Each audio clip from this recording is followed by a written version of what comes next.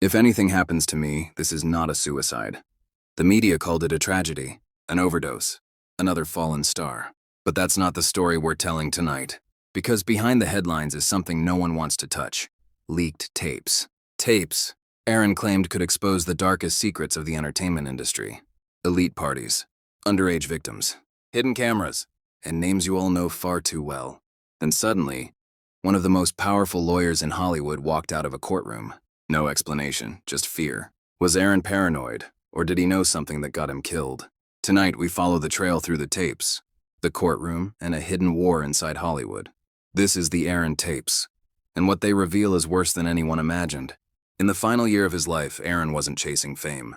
He was running from something. His live streams were chaotic. His voice was on edge. But if you listened closely, his message was crystal clear. He said they were watching him, following him, that he had proof. If I release them, it's over. Tapes, not interviews, not rumors. Recordings of things so dark, so disturbing, he claimed the world would shut down. Private gatherings, famous names, young faces, and cameras, always cameras. He spoke of rituals, rooms with no phones, no witnesses, just masks and power. He told people he had them backed up, cloud servers, flash drives, encrypted, hidden. It's my insurance. And he was serious. People laughed. They said he was paranoid, delusional. But others started to pay attention because the things he described weren't all that different from stories that had been circulating for years. On one live stream, now wiped from the internet, Aaron leaned in close to the camera. Eyes wide, voice low. They're going to kill me for this. But I'm not scared anymore. That was one of his last broadcasts. Just weeks later, he was gone. Found face down in a bathtub. Alone. No camera footage. No access to his phone. No drives, no tapes. Just silence. The official cause of death was accidental drowning. Toxicology came back inconclusive. No clear signs of overdose. No foul play, officially. And yet there were no backups.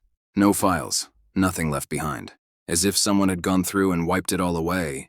Some said Aaron was spiraling. That addiction had blurred the line between truth and fiction. But what if it hadn't? What if he really did have the tapes? What if someone got to him first? Because not long after Aaron's death, the recordings he talked about, the ones everyone said didn't exist, resurfaced in a courtroom. Billionaire's lawyer took one look at the evidence and walked away without warning, without explanation, only fear. In February 2024, a ripple hit the legal world. Sean Diddy, a global mogul, music legend, and billionaire, was facing explosive allegations. But what happened next, no one saw coming. His lead attorney, Rico, a seasoned legal heavyweight, abruptly resigned from the case. No press conference, no spin, just a sealed document filed with the court. Inside it, one line stood out. Under no circumstances can I proceed with this defense. That's not normal. Lawyers don't just walk away from billion-dollar clients, especially not in the middle of a legal firestorm. But this wasn't a simple civil suit. This was something deeper, something darker. Whispers began almost immediately. Had Rico seen something? Was he warned? Or was he protecting himself? Some sources close to the case claimed it all came down to one thing. The tapes. The same tapes Aaron had spoken about. The same ones people insisted never existed. But now, allegedly, they were in the hands of federal investigators, confiscated in a quiet raid, buried in sealed evidence files, shown briefly, privately, to a handful of people behind closed doors. Rico was one of them, and whatever he saw was enough to make him run. He didn't issue a statement. He didn't return calls. He simply disappeared from the defense. Other legal experts were stunned, not because a lawyer quit, but because of how he quit.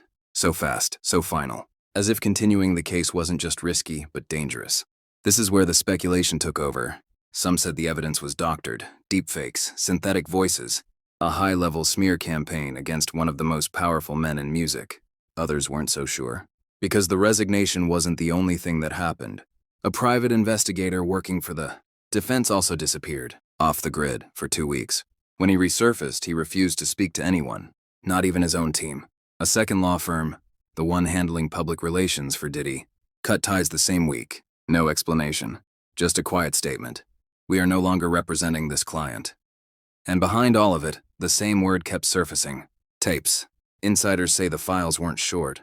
They weren't edited. They were long, raw, and horrifying. If they're real, they could implicate not just Diddy, but others. Big names. Names with money, with reach, with protection. So maybe Rico didn't quit out of fear.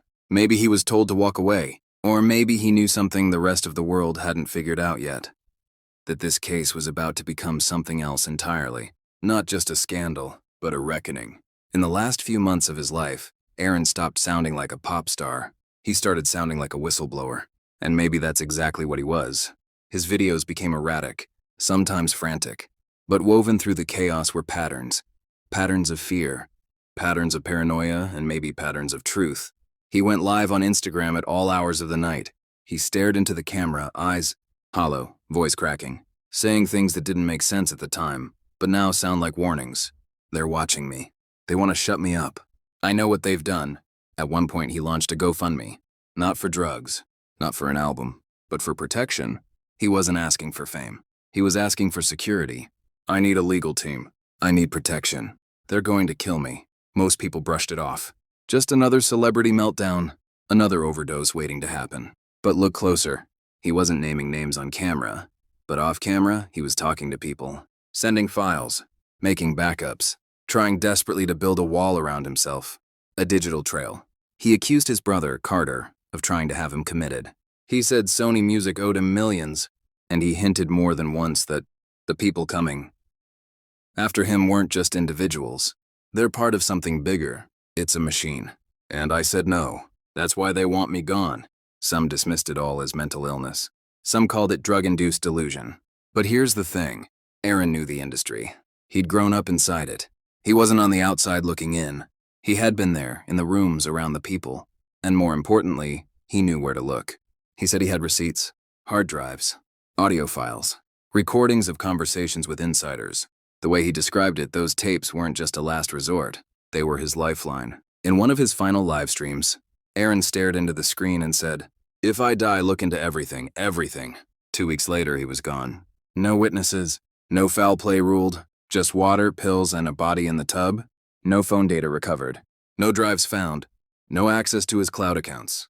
Everything he claimed to have vanished. Was it paranoia? Was it all in his head? Or did he know something? Something that made him dangerous? Because Aaron might not have been crazy. He might have been the first one to say what others were too afraid to. And now the question isn't just whether he had the tapes. It's who has them now. At first glance, Aaron and Sean Diddy don't seem connected. Different eras, different genres, different universes. But look closer, and you'll start to see the threads. Aaron didn't mention Diddy by name, not directly, but the people he talked about, the ones at the center of the parties, the recordings, the blackmail, they sound a lot like the names now caught in the storm surrounding Diddy. Because this isn't just about one man. It's about a pattern. Aaron was close with Melissa, a member of the early 2000s pop group, Dream. Diddy helped launch that group. Melissa later came forward with serious allegations of sexual assault against Carter. Aaron believed her, defended her, and said publicly, "She's not lying, I know." He claimed to have seen things, heard things. He said the industry protected predators, and that he was done staying silent. That's when things started spiraling. Melissa's accusations were tied to a much larger web, one that included major labels, agents, handlers, and executives. Aaron said it out loud. They protect each other. Then there were the parties. Aaron described events with strict no-phone policies, guest lists filled with celebrities, politicians, even royalty, different levels of access. He talked about parties with layers. First, the public-facing ones. Glamorous, clean, made for photos. Then the private rooms. And finally, the after rooms. That's where things changed. Masked guests, underage girls, cameras hidden behind walls, people too powerful to ever be caught. Now listen to the allegations currently circling around Diddy. Sound familiar? His white parties were legendary, invite only, no press, no recordings. Some of the very people Aaron feared were regulars at those events. And some of the patterns Aaron described now match up with recent lawsuits filed against Diddy. Allegations of grooming, coercion, blackmail, and private footage used as leverage. It might be coincidence, or it might be something worse. Because what Aaron was describing, long before it made headlines, lines up disturbingly well with what victims are now saying under oath. And the deeper you go, the more it seems like Aaron didn't just stumble into this world by accident. He was born into it, raised inside it, used by it, and then discarded. So no, Aaron didn't call out Diddy directly. But the people, the parties, the tapes, they point in the same direction. And the truth is, Aaron may have started telling this story before anyone else dared to. The only difference is, he didn't live to finish it. Insiders say multiple copies of the Carter tapes exist. One on a drive that vanished after his death. Another allegedly smuggled out of the country. A third in the hands of someone who has nothing to lose. There's no official confirmation. But what we do have is a growing list of people backing away. Lawyers, agents, producers. One by one, they're going silent, retreating like they know something is about to break. So what's the truth? Are these insiders real, or are they just chasing clout in a collapsing industry? There's no way to know for sure. But if even half of what they say is true, then Aaron wasn't lying. He wasn't delusional. He was sitting on a bomb filled with names, faces, and evidence. And now, someone might finally be lighting the fuse. That's when the real shift started. Suddenly, prosecutors began speaking about potential racketeering charges, organized activity, multiple participants. Structure designed not just to exploit, but to protect those doing the exploiting. Suddenly, this wasn't about fame or music or even money. It was about power, and how far some people would go to keep it hidden.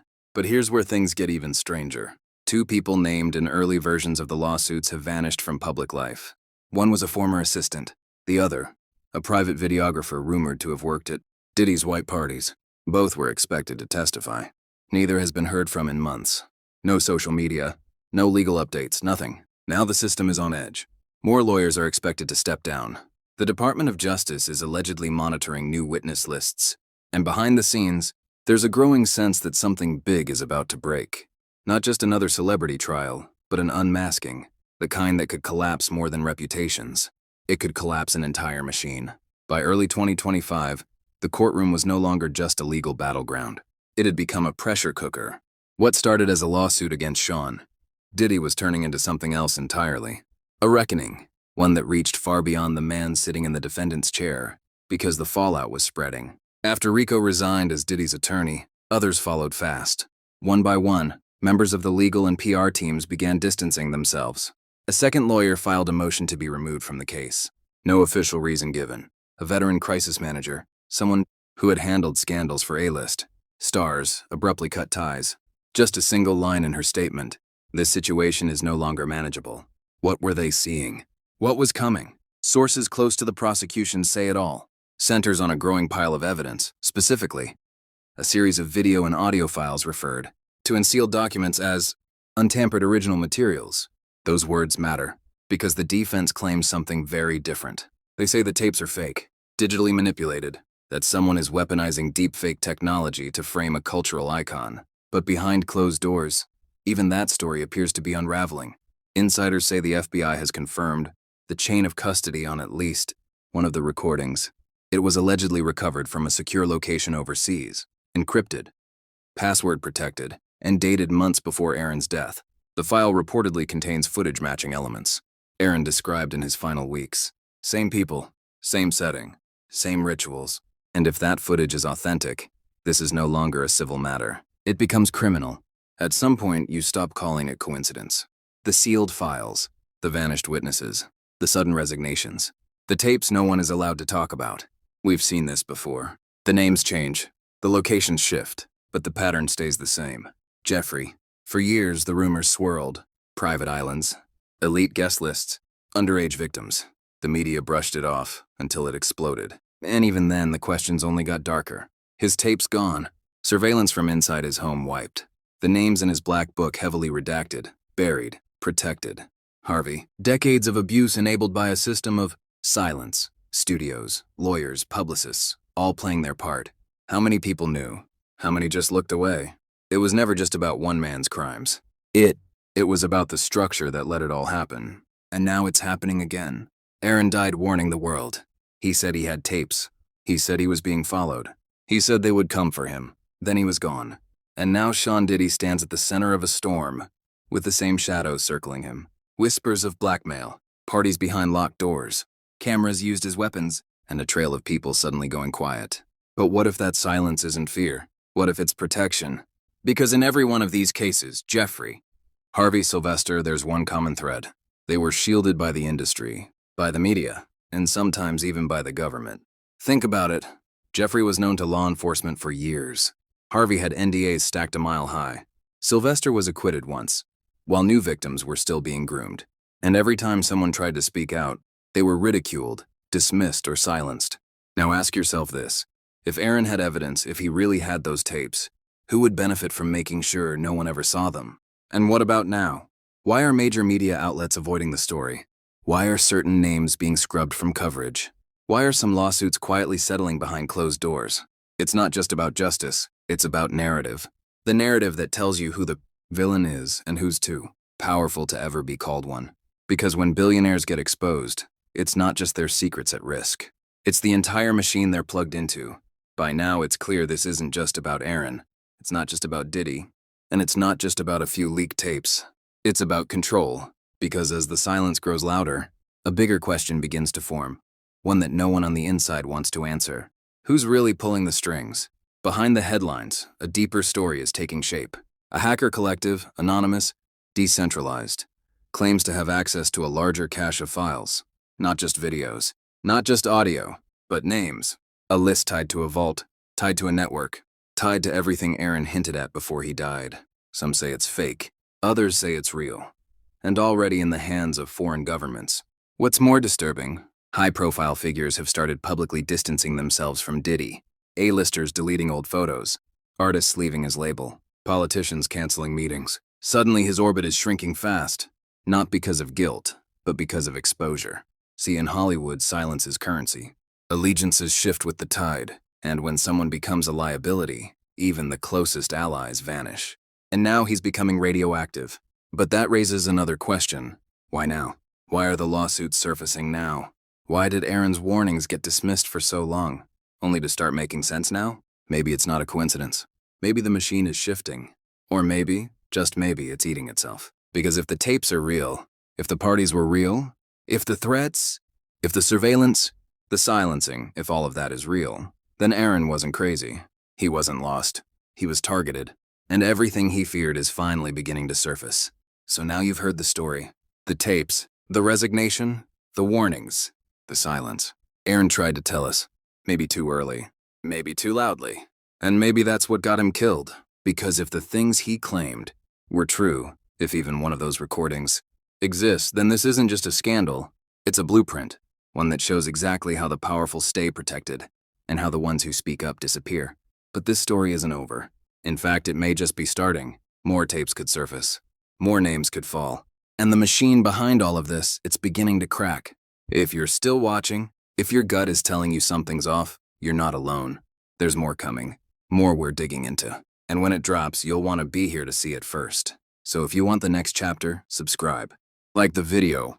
Leave a comment below. Tell us what you believe. And hit that bell icon so they don't bury this story before it breaks wide open. And listen to the ones they tried to silence.